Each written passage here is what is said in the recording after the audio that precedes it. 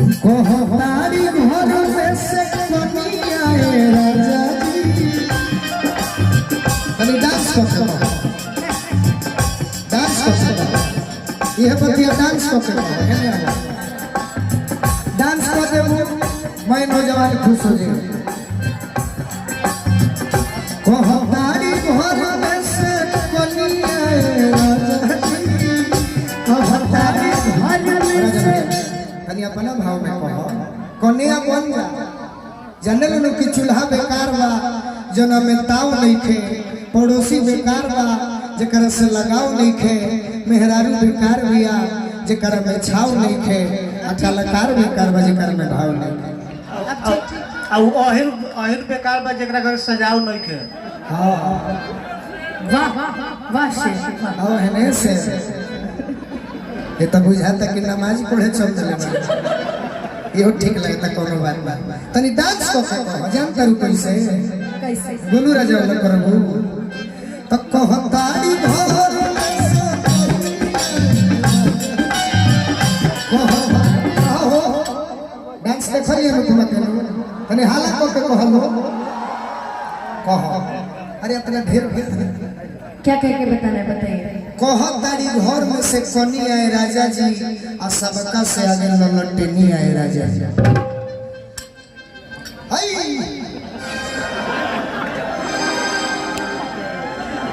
कहा लगल बने कहतारी घर में से अरे कनी आए राजा जी कहतारी घर में से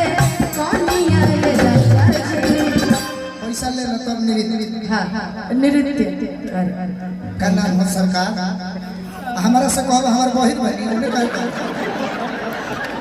ये भाई जहां गुड़ रही जे छूटा लगबे न करी हमारा से हमने भाई जा जे करा के रुपया जननी उपाय निकलल जे करा के भाई जननी कसाई निकलल आ जे करा के हम कुमार जान के मननी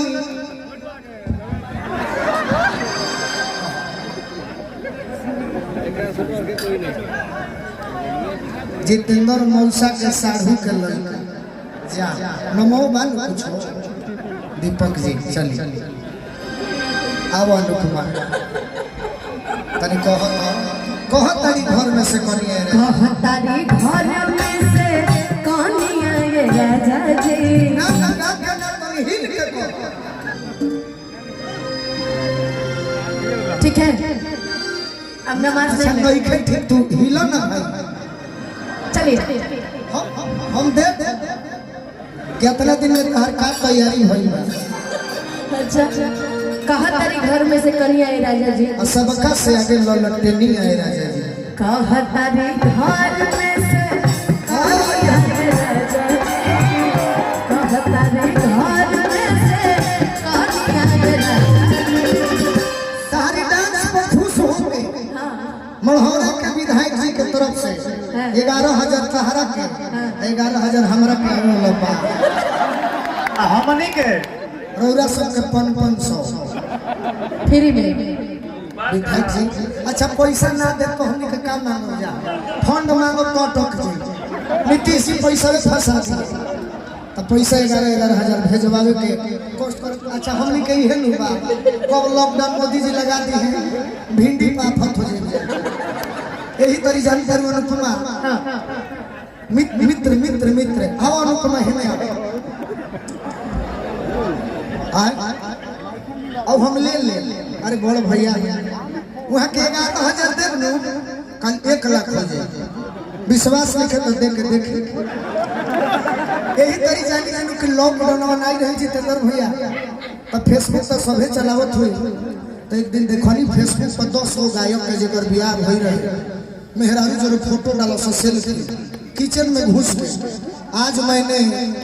अपने वाइफ के साथ मोमो बनाया है आज मैंने अपने पत्नी के साथ पाव भाजी बनाया तले मोदी जी और लॉकडाउन खींच ले कोनो मारो भात के फोटो ना डाले तब हमनी के नाम जरा बाबू चाचा तक कहां जाए तनी हिल के को देखो आ जाए तब को हताड़ी घर